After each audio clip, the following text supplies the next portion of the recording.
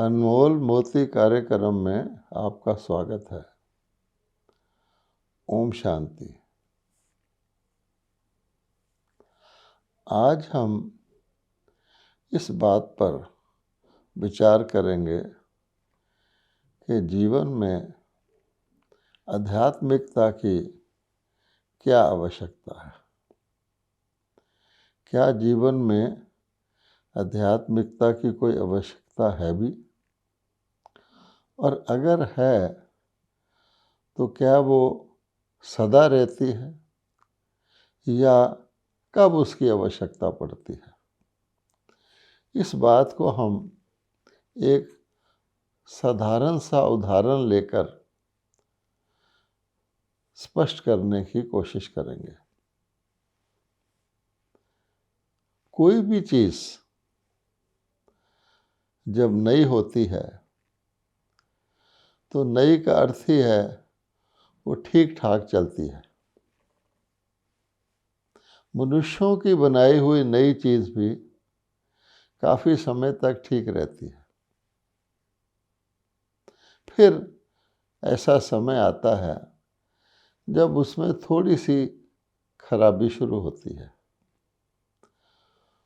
थोड़ी सी खराबी आने पर उस चीज़ को हम फेंक नहीं देते, बल्कि खराबी को सुधार लेते हैं। धीरे धीरे जैसे जैसे वो चीज़ पुरानी होती है तो उसके अंदर खराबी बढ़ती जाती है और हमारी उसको ठीक करने की कोशिश भी बेहतर होती जाती है। ऐसा चलता रहता है। फिर भी हम उस चीज़ को फेंक नहीं देते, लेकिन एक दिन ऐसा आता है जब वो चीज़ बिल्कुल ही नाकारा हो जाती है, कारआमद नहीं रहती, बल्कि उसको रखना परेशान करने लगता है। उस स्थिति में क्या किया जाए, तो यही आज का हमारा विषय है। जीवन में आध्यात्मिकता की आवश्यकता और कब। तो हम एक नई मोटर कार का उदाहरण ले लेते हैं। एक नई कार जब कोई खरीदता है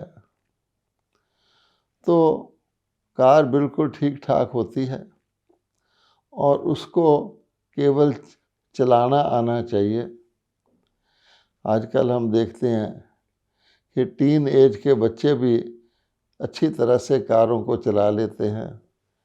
कार में बहुत सारी चीज़ें ऑटोमेटिक होती हैं आजकल, और कार को बिना किसी प्रकार का उसका इंजन खोले, बिना उसका बोनेट खोले, तो कार ठीक ठाक चलती रहती है। लेकिन एक नई कार सदा ऐसी नहीं रहती। हर चीज़ की एक यूज़फुल लाइफ होती है। दुनिया में जितनी भी चीज़ें बनी हैं उनकी एक यूज़फुल लाइफ होती है, जिसमें नया हिस्सा भी आ जाता है और पुराना हिस्सा भी आ जाता है। मनुष्य के अपने जीवन की, शरीर की भी एक यूज़फुल लाइफ होती है। इसी प्रकार से फिर वो दिन आता है जब कार को थोड़ा बहुत, जो चलाने वाला है उसको थोड़ा बहुत उसके बारे में जानकारी होनी चाहिए। अगर कहीं चलते चलते टायर फ्लैट हो गया तो टायर बदलना तो आना चाहिए। शहर के अंदर तो बच्चे भी कार चला लेते हैं। अगर कोई ऐसी नौबत आ जाए तो खड़ी करके घर में फ़ोन कर देते हैं। लेकिन अगर कार को आउट स्टेशन ले जाना हो तो कम से कम टायर बदलना तो आना चाहिए। बीच में कहीं सड़क में, रास्ते पर टायर बदलने की आवश्यकता पड़ जाए तो। इसी प्रकार से थोड़ा बहुत कार के इंजन के बारे में मामूली सा ज्ञान व्यक्ति को होना चाहिए। कि मान लीजिए हॉर्न बजना बंद हो जाता है तो क्या करना चाहिए। कहीं रास्ते में रात का वक्त है तो हेडलाइट स्टॉप हो जाती तो क्या करना चाहिए। थोड़ी बहुत जानकारी की आवश्यकता होने पर ही व्यक्ति उसको लंबे सफ़र पर लेकर निकलता है। धीरे धीरे वो कार पुरानी होने लगती है और हम सब जानते हैं कि हर कार कंपनी एक्सेसरीज़ प्रोवाइड करती है और उसके लिए जो भी पुर्जे उसके ज़्यादातर बदलने की आवश्यकता होती है वो हर स्थान पर रेडीली अवेलेबल होते हैं। तो व्यक्ति उसके पुर्जे बदलवा लेते हैं, किसी न किसी मैकेनिक को रख लेते हैं या कार के गैरेजेस में भेज देते हैं। वो उसकी सर्विसिंग भी करते रहते हैं और छोटी मोटी रिपेयर करके कार को चलाते रहते हैं। लेकिन ये कार की हो गई दूसरी और तीसरी स्टेज। लेकिन एक ऐसा भी समय आता है जब कार अपनी चौथी स्टेज पर पहुंच जाती है, जिसमें उसको बार बार रिपेयर के लिए भेजना पड़ता है और उसकी हालत ऐसी हो जाती है कि यूँ कहा जाए कि उसमें हॉर्न के सिवाय हर पुर्जा बजने लगता है, अर्थात खड़कने लगता है। ऐसी स्थिति में अगर हमने उस कार का प्रयोग करना है, उसको और चलाना है, तो हमें एक अच्छे खासे कार मैकेनिक की आवश्यकता होगी। अगर हम उसको नगर से बाहर या नगर में भी कहीं दूर ले जाना चाहें तो उसका ड्राइवर ऐसा होना चाहिए जिसको कार के सभी पुर्जों की अच्छी तरह पहचान हो। अब यही बात हम अपने जीवन पर लगाते हैं। मानव का जीवन नॉर्मल तौर पे जब दुनिया नई होती है, हम आज का जीवन नहीं लेते क्योंकि आज तो पुरानी दुनिया है, तो शरीर भी पुराने हैं। एक छोटे बच्चे के अंदर भी उसका शरीर भी निरोगी नहीं होता है। लेकिन हम नई दुनिया की बात करते हैं, जब ये दुनिया नई बनी थी। तो नई दुनिया जब बनती है और बाकी चीज़ें तो मनुष्यों की बनाई हुई होती हैं, उसमें कुछ ना कुछ त्रुटि की मार्जिन रहती है। लेकिन स्वयं परमात्मा द्वारा बनाई हुई नई दुनिया आप सोच सकते हैं कि कितनी फूल प्रूफ होगी, कितनी परफेक्ट होगी। तो इसलिए परमात्मा कहते हैं कि हम सब पढ़ते भी हैं, समझ भी सकते हैं कि जब ये दुनिया नई रची जाती है परमात्मा के द्वारा। अब नई रची जाने पर भी थोड़ा सा विचार कर लें कि ऐसे नहीं है कि परमात्मा कुछ भी नहीं था और उसमें से सृष्टि रच देते हैं। हम सबको ये पता है, विशेष तौर पे भारतवासियों को, कि 3 ऐसी सत्ताएं हैं जिनके द्वारा ये सृष्टि नाटक शाश्वत चलता रहता है।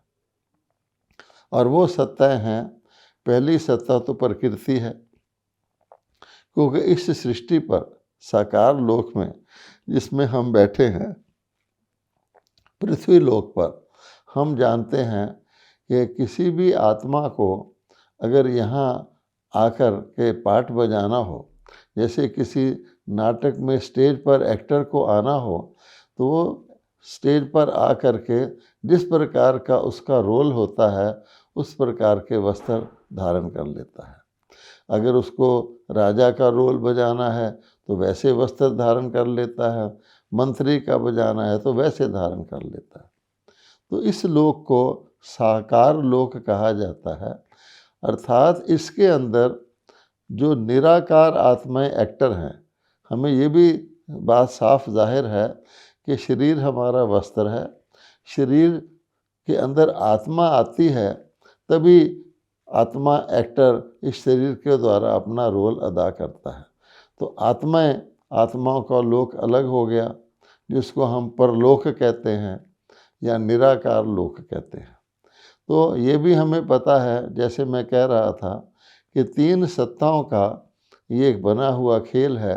तो प्रकृति जो जिससे के द्वारा हम शरीर धारण करते हैं या अन्य जो भी चीज़ें इस लोक में हमें चाहिए होती हैं पाठ बजाने के लिए, सारी वनस्पति, सारे प्राकृतिक दृश्य, 5 तत्व जिनसे हम सब कुछ बनाते हैं, ये प्रकृति अनादि और अविनाशी है।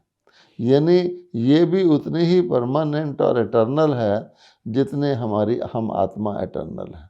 क्योंकि आत्मा एक्टर अगर सदाकालीन है, उसको रोल करने के लिए स्टेज भी सदाकालीन चाहिए और उस स्टेज पर जो भी चीज़ों की रिक्वायरमेंट होती है वो भी सदाकालीन चाहिए।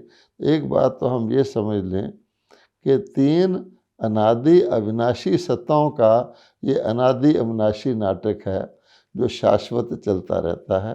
अब तीनों सत्ताओं को अगर हम अलग अलग जानने की कोशिश करें तो मोटे रूप से हम कहते हैं कि प्रकृति के जो 5 तत्व हैं, वैसे तो तत्वों की बहुत गिनती बढ़ाई गई है, मोटे रूप से समझने के लिए पृथ्वी, जल, अग्नि, वायु और आकाश, ये पांचों तत्वों के मिल करके यहाँ की हर चीज़, यहाँ तक कि हमारा शरीर आदि बनते हैं और ये शाश्वत हैं। साथ साथ ये भी समझ लें कि ये तत्व भी सतो रजो तमो अर्थात नए, बीच वाले और बिल्कुल पुराने होते रहते हैं। सतो से रजो, रजो से तमो, तमो से फिर सतो में आते हैं। इसी प्रकार से आत्माएं एक आत्मा नहीं है। जितनी भी आत्माएं सृष्टि नाटक के अंदर जिनका इसमें पार्ट है वो उनकी गिनती फिक्स है। जैसे एक वृक्ष के अंदर कितना भी बड़ा वट वृक्ष क्यों ना हो, उसके अंदर जितने पत्ते निकलने हैं, जितनी टहनियाँ निकलनी हैं वो फिक्स होती हैं। बीज के अंदर ही उसका डीएनए होता है।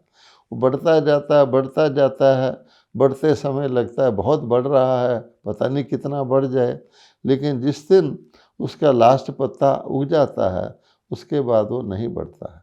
इसी प्रकार से इस सृष्टि पर भी जनसंख्या बढ़ती जाती है, बढ़ती जाती है।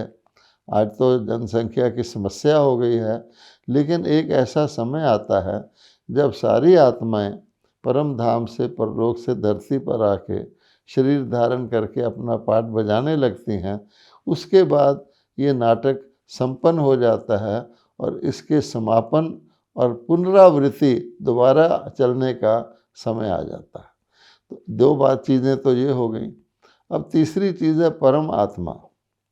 वो भी शाश्वत हैं, लेकिन परम आत्मा का इस नाटक में जो पार्ट है बहुत ही थोड़ा है, लेकिन उतना ही महत्वपूर्ण है। इसको समझने के लिए भगवत गीता में भी इसको एक वृक्ष के साथ तुलना की गई है। हम संसारिक वृक्ष को भी देखते हैं। संसारिक वृक्ष कितनी भी आयु का हो, कितना भी बड़ा होना हो, उसका एक बीज होता है। बड़ के वृक्ष का बीज बहुत छोटा सा होता है। उस बीज का रोल इतना ही होता है, लेकिन इतना ही महत्वपूर्ण होता है कि जब उस वृक्ष को उत्पन्न होना होता है उस समय बीज धरती में डाला जाता है और जो ही पौधा बनता है तो बीज गायब हो जाता है। उसके बाद बीज दिखता नहीं है, वो उसके अंदर होता है, लेकिन सारा वृक्ष बढ़ने के बाद जब पूरा हो जाता है, जब सूख जाता है, तब जाके वो पक्का बीज उसमें से निकलता है, जिससे नए वृक्ष की उत्पत्ति होती है। तो बीज का रोल समय के अनुसार, ड्यूरेशन के अनुसार बहुत थोड़ा होता है, लेकिन अगर बीज ना हो तो वृक्ष ही नहीं हो सकता। इसी प्रकार से जो तीसरी सत्ता परम आत्मा है, उनका क्या सृष्टि पर पाठ है, इसको भी हम भगवान जो बहुत सहज करके सार रूप में बताते हैं वो हम आपको बता रहे हैं। वरना परमात्मा के पाठ के बारे में अनेक मनुष्यों के मत मतांतर हैं। तो परमात्मा कहते हैं कि मैं नई दुनिया रचता हूँ, उसमें प्रकृति भी सतो प्रधान अर्थात नई होती है, सतोगुण प्रधान, और आत्माएं भी नई होती हैं।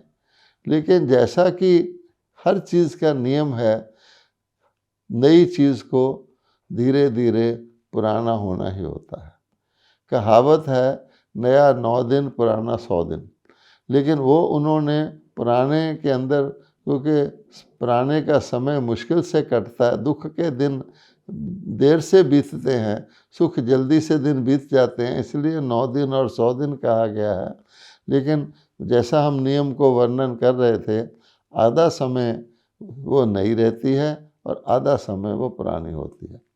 अब जब अति पुरानी हो जाती है और उसके नई होने का दोबारा समय आता है, क्योंकि ये नाटक शाश्वत और पुनरावृत्त होता रहता है, उस समय नए को पुराना कैसे हुई वो तो व्यक्ति समझ सकता है, लेकिन पुरानी से नई हो जाए वो परमात्मा कहते हैं कि वो पाठ मैं ही करता हूँ। जैसे एक बीज सूखे हुए पेड़ से वो बीज निकल करके फिर धरती में आकर के नया पौधा पैदा कर देता है, जिससे वो सारा वृक्ष दोबारा से नया उत्पन्न होता है, वृद्धि को पाता है। अगर हम इन चीज़ों को, मुख्य चीज़ों को समझ लेते हैं तो हमारी समझ में आ जाएगा कि परमात्मा ने जब ये सृष्टि रची, इतनी श्रेष्ठ परमात्मा की रचना थी, चाहे वो प्रकृति थी और चाहे मनुष्य आत्माओं को परमात्मा ने पुनः पतित से पावन, एक ही शब्द यूज़ कर लेते हैं, पुरानी से नया या तमोगुनी से सतोगुनी या पाप आत्माओं से पुण्य आत्मा बनाया। अब क्योंकि आत्माएं चैतन्य हैं, अगर दुनिया के किसी वृक्ष का बीज बोल सकता होता तो बताता कि मैं किस प्रकार से इस सारे वृक्ष को उत्पन्न करता हूँ, इस सारे वृक्ष का सब कुछ मेरे अंदर है। लेकिन हम आत्माएं तो चैतन्य हैं, तो परमात्मा हम आत्माओं को उस समय ज्ञान देते हैं कि कैसे कैसे, यानी सारे चक्कर में हमें ये ज्ञान नहीं रहता। किसी भी युग में हम अपने आप को भी देख लें, आज भी अगर कोई व्यक्ति देखे तो उसको ना अपने पिछले जन्मों का ज्ञान है, पिछले जन्मों का तो क्या, पिछले एक जन्म का भी ज्ञान नहीं है, ना उसको अपने अगले जन्मों का ज्ञान है।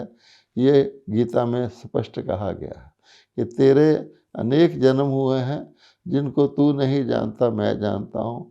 अब भगवान कहते हैं मेरे भी अनेक जन्म हुए हैं, अर्थात बीज को भी बार बार पूरे चक्कर के बाद आना पड़ता है, जिसको भगवान ने यदा यदाय भी कहा है कि जब जब पुनः फिर वो समय आता है, उस समय इसको मैं नया बनाता हूँ। अब नया बनने से पहले और पुराना अति हो जाता, उसके बीच में ही बीज का पाठ होता है। बीज धरती के नीचे ही जड़ों को पैदा करता है और बीज अपनी सारी शक्ति, सारी गुणवत्ता जड़ को दे देता है, अर्थात वृक्ष को वृद्धि को लाना। और वृक्ष किस चीज़ का है, अगर सेब का बीज है तो सेब की जो गुणवत्ता होती है वो भी उस जड़ के साथ साथ जड़ को दे देता है, जिससे धीरे धीरे वो वृक्ष बढ़ के जब फल निकलने का समय आता है तो वो गुणवत्ता अनेक सेबों के रूप में फल के रूप में दिखाई देती है। इसको कहा जाता है जैसा बोएगे वैसा फल पाओगे, मोटे रूप से कहा जाता है। अब हम आते हैं अपने जीवन पर और इस सृष्टि नाटक पर। अब हमको ये देखना है, जैसा हमने कहा कि शुरू में आधा समय तक तो नई चीज़ को टच करने की भी ज़रूरत नहीं होती, उसकी जितने भी उसकी गुण होते हैं, जितना भी उसकी प्रकट करने की क्षमता होती है, वो नाटक अच्छी तरह चलता रहता है। हर नाटक में भी, लौकिक नाटक में भी ऐसा ही होता है, सब कुछ अच्छा होता है, फिर बीच में आके कोई ऐसी चीज़ आती है जिससे उलझन या जिससे कोई संशय या एक दूसरे पर शक पैदा होता है। फिर बाकी आधे नाटक में वो बढ़ता जाता है, अंत में जाके फिर वो रिजॉल्व हो जाता है। इसी प्रकार से व्यक्ति जो है निरोगी ही होता है, लेकिन रोग कोई जो है, कहा जाता है कि absence of disease is not health, कि अगर कोई कहे कि अगर मेरे में रोग नहीं है तो मैं हेल्दी हूँ, वो बात नहीं है। बहुत समय तो व्यक्ति स्वस्थ ही रहता है, रोग तो जब कमज़ोरी आती है तब आता है। इसी प्रकार से हम यूँ कहेंगे कि इस सृष्टि नाटक में जब आधा समय बीत जाता है, उसके बाद थोड़ी थोड़ी नुक्स पैदा होता है, कोई अयथार्थ कर्म होने शुरू होते हैं, धीरे धीरे वो बढ़ते जाते हैं। लेकिन अब हम आ जाते हैं इसकी लास्ट स्टेज पर, जब वृक्ष सूख रहा है। आप देखेंगे वृक्ष सूख रहा होता है, सारा वृक्ष सूख जाता है, फिर भी उसके ऊपर कुछ हरी पत्तियाँ नज़र आती हैं, वो कहाँ से आ जाती हैं? तो आप समझ सकते हैं कि जो जड़ के अंदर बीज ने जो शक्ति भरी थी, जो गुणवत्ता भरी थी, वो तने के द्वारा ऊपर जाती है और पहले मोटी मोटी शाखाएं निकलती हैं, तने के द्वारा उन शाखाओं की पालना होती है, फिर शाखाओं से उपशाखाएं निकलती हैं, शाखाएं सूख जाती हैं, उपशाखाओं के अंदर हरियाली नज़र आती है। जब बढ़ता जाता है, अंत में जा कर के फिर भी उस जड़ के द्वारा उसकी पालना होती है और थोड़ी थोड़ी हरियाली आती है। अब भगवान नई दुनिया बना के जाते हैं जब, आधे टाइम के बाद ऐसा नहीं कि कोई चीज़ हमारी सेकंड हैंड हो जाती है तो हम इसको फेंक देते हैं, हम उसकी रिपेयर करा के उसको यूज़ करते हैं।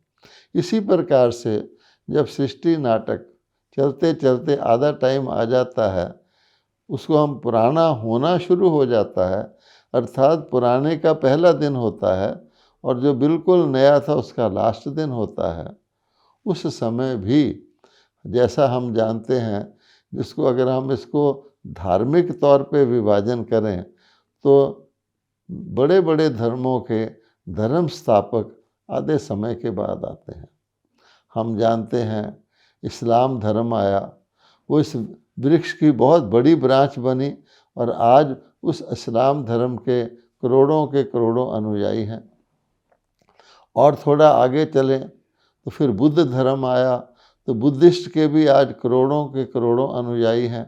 उन्होंने अपने अपने वैल्यूज़ बताई, लेकिन हर एक की वैल्यूज़ में क्या था? प्रेम था, भ्रातृभाव था और एक मालिक के हम सब हैं, एक जड़ से हम निकले हुए हैं, ये भाव था। और आगे चले तो क्रिश्चियन धर्म आया, वो भी एक बहुत बड़ा धर्म है। आज जानते हैं हम, अगर हम भारत के धर्म को उसके साथ इस्लाम धर्म, बुद्धिस्ट धर्म और क्रिश्चियन धर्म को जोड़ लें तो विश्व की लगभग प्राय बहुत सी आबादी उसके अंदर कवर हो जाती है। अर्थात रिपेयर करने वाले आए, जिनको हम पैगंबर कहते हैं, भगवान से पैगाम लाए, ऐसे डिस्क्राइब करते हैं, उन्होंने इस वृक्ष को थमाए रखा और वृक्ष चलता रहा, पुराना ज़रूर होता रहा लेकिन आगे बढ़ता रहा। उस वक़्त भी आध्यात्मिकता की आवश्यकता नहीं थी, धर्म ही काफ़ी थे। धर्मों के द्वारा मनुष्यों को मुख्य बातें जो जीवन में लाने की वो समझाई जाती हैं। लेकिन जब बिल्कुल ही लास्ट स्टेज आ जाती है, उस समय जैसे मैंने कार के लिए समझाया था कि कार जब बिल्कुल ही इस प्रकार की हो जाए कि किसी वक्त भी कभी भी किसी भी पुर्जे को खोलने की, चेंज करने की आवश्यकता पड़ सकती हो, तो उस वक्त कार के मैकेनिक ही कार को चला सकता है। इसी प्रकार से आध्यात्मिकता अर्थात इस सारे सृष्टि चक्र का, इसके मैकेनिक्स को जानना। धर्म अलग चीज़ है। धर्मों के द्वारा हमने कुछ मौलिक असूल, जिसको कहा जाता है कि तुमने आम खाने हैं या पेड़ गिनने हैं, जो मोटे मोटे असूल हैं जीवन यापन के, आर्ट ऑफ लिविंग, हर धर्म ने अपने अपने ढंग से सिखाए, जो अपने अपने समय के लिए अप्रोप्रिएट थे। हम ये भी बता सकते हैं कि सतोगुण वालों के जो नियम थे वो सतो प्रधान के, वो सतो वाले फॉलो नहीं कर सकते। जो सतो के नियम थे वो रजोगुण वाले जानते हुए भी फॉलो नहीं कर सकते, और जो फिर रजो के नियम हैं वो तमोगुण वाले फॉलो नहीं कर सकते। उदाहरण के तौर पर आप किसी बहुत अच्छे मार्केट एरिया में जा रहे हैं, वहाँ शो केस में अच्छी अच्छी चीज़ें रखी होती हैं। हम देखते हैं एक शो केस में ज्वेलर की दुकान है, बहुत बड़े हीरों के हार रखे हुए हैं। हम उनको देख करके अप्रिशिएट कर सकते हैं कि वाह कितना बढ़िया हार है। फिर उसकी जब कीमत देखते हैं तो हम अपने मन में उस हार की सुंदरता को समा लेते हैं, लेकिन हम ये समझते हैं कि मैं इस हार को नहीं खरीद सकता। मुझे भी हार चाहिए, लेकिन जिस तरह का हार में अफोर्ड कर सकता है कोई व्यक्ति, वही वो जाके खरीदता है। इसी प्रकार से सतोगुण की चीज़ें रजोगुण वाले अप्रिशिएट कर सकते हैं, लेकिन उसको इस्तेमाल में नहीं ला सकते। ये भी हमें समझना चाहिए। जैसे किसी पुरानी मशीन में आप बिल्कुल नया पुर्जा लगा देंगे तो नया पुर्जा है तो नया, वो सारी पुरानी मशीन को तोड़ फोड़ कर देगा। इसी प्रकार से जैसे कोई बूढ़े व्यक्ति को आप कहें कि तू तेज दौड़ना शुरू कर दे तो मैं दौड़ना सिखा देता हूँ, तो क्या होगा, वो व्यक्ति थोड़ा दौड़ भी लेगा, उसके बाद वो हाँफ कर गिर जाएगा। तो इसलिए हर चीज़ के लिए एप्रोप्रिएट समय होता है और उसको भी हमें अप्रिशिएट करना होता है। जैसे हम कहेंगे कि सतयुग में तो विश्व महाराजन महारानी का राज चलता था। आज हम कलयुग के अंत में हैं, आज सब जगह राज सत्ता राजाएँ ख़त्म हो गए हैं, आज सब जगह पर डेमोक्रेसी चलती है। तो आज राज सत्ता उपयुक्त नहीं है और उस युग में डेमोक्रेसी उपयुक्त नहीं थी। ये इस प्रकार भी हमको समझना होता है। अब जब आध्यात्मिकता का समय आता है कि आध्यात्मिकता की आवश्यकता पड़े, तो आध्यात्मिकता का सत्य ज्ञान कौन दे सकता है? तो हम जानते हैं आध्यात्मिकता अर्थात पूरे वृक्ष का एक तो रचयिता का स्वयं और उसकी सारी रचना के आदि मध्य अंत का ज्ञान केवल वो दे सकता है जो सदा ही परमात्म स्वरूप रहे, जो इस सृष्टि चक्कर में आए ही नहीं। क्योंकि एक बार हम चक्कर में आ जाते हैं, देह को धारण कर लेते हैं, तो हम स्वयं ही रचना के तौर पर कर्मों के बंधन में आ जाते हैं। तो रचना रचता का ज्ञान ना तो जान सकती है ना दे सकती है। रचना को अगर सत्य ज्ञान रचना के जानना है तो रचयिता के द्वारा ही जान सकती है। जैसे मान लीजिए ग्रैंडसन है, ग्रैंडसन को हमारे परिवार में सन क्या था, उसका फादर क्या था, ग्रैंडफादर कौन था, वो परिचय उसको ग्रैंडफादर ही दे सकता है कि बेटा ऐसे ऐसे ऐसे ऐसे हुआ था। स्वतः तौर पे वो नहीं जान सकता। यूँ हम कह सकते हैं कि एक सेब पेड़ पर लगा हुआ दूसरे सेब को पैदा नहीं कर सकता, सभी सेबों को पैदा करने वाला सेब का बीज होता है, अर्थात रचयिता होता है। उस समय जब ऐसा समय आता है विश्व परिवर्तन का, तमोगुण को सतोगुण में परिवर्तन करने का, जब आध्यात्मिकता की आवश्यकता पड़ती है, उस समय ये खास नोट करने की बात है, उस समय स्वयं परमात्मा जो त्रिकालदर्शी हैं, त्रिलोकीनाथ हैं, वो धरती पर अवतरित होकर के आत्मा को जो ज्ञान देते हैं उसका नाम आध्यात्मिक ज्ञान है। और वो ज्ञान कब देते हैं और किनको देते हैं? ऐसे नहीं सभी को देते हैं, क्योंकि सारा वृक्ष की सभी आत्माएं तो नई दुनिया में फिर से नहीं आती, पौधा थोड़े पत्तों से शुरू होता है।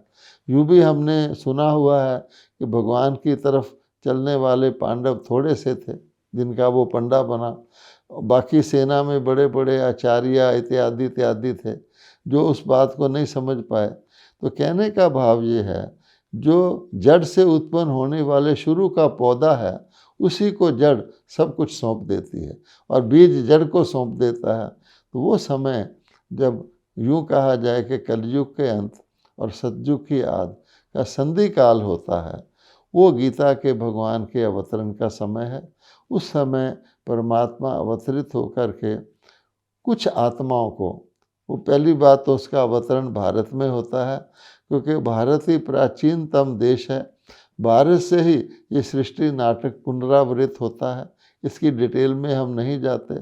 उस समय जो वो आध्यात्मिक ज्ञान देते हैं, जिसमें फिर आत्मा का यथार्थ परिचय मिलता है, आत्मा की शक्तियाँ, मन बुद्धि संस्कार कैसे कार्य करते हैं, संस्कार परिवर्तन के लिए योग लगाना, परमात्मा से कनेक्शन जोड़ना कैसे होता है, ये सारी बातें बताई जाती हैं। खुशी की बात यह है कि वर्तमान समय वही काल पुनरावृत्त हो रहा है। एक और हम प्राणी सृष्टि के महाविनाश की तैयारियां देख रहे हैं। हर एक उनको समझ सकता है, चाहे वो प्राकृतिक आपदाएं हों, चाहे युद्ध हों, परमाणु युद्ध की तरफ हम धीरे धीरे बढ़ रहे हैं, उसमें भी कल्याण है, क्योंकि सारी दुनिया की सफाई करके आत्माओं को वापस परम धाम ले जाने का कार्य इसी तरह होता है। उसके बगैर सतयुग आ नहीं सकता है, ये डिटेल की बात है। और दूसरी ओर परमपिता परमात्मा, जैसा उसका वचन है, गीता में पढ़ दें, ब्रह्मा जी के द्वारा नए कल्प की आद में यज्ञ रच के जो मुख द्वारा उनके ज्ञान सुनाते हैं, जिसको सुन कर के कानों के द्वारा मनुष्य आत्माएँ ब्राह्मण बनती हैं, अर्थात श्रेष्ठ संस्कारों को धारण करती हैं। ये कार्य अभी चल रहा है और शीघ्र ही हम देखेंगे कि प्राणी सृष्टि में परिवर्तन आएगा। आत्माएं तो कभी ख़त्म नहीं होती, बहुधा आत्माएं परम धाम में चली जाएंगी, और जो इस ज्ञान के द्वारा स्वयं को पावन बनाएंगी, वो आत्माएं परम धाम से फिर आने वाले सतयुग में देवी देवताओं के रूप में पुनर्जन्म लेंगी, और 2 युग तक, जिसको कहा जाता है युग युग जियो, वो फिर 2 युग तक नई दुनिया के अंदर पुनर्जन्म लेकर सुख भोगेंगी। ओम शांति।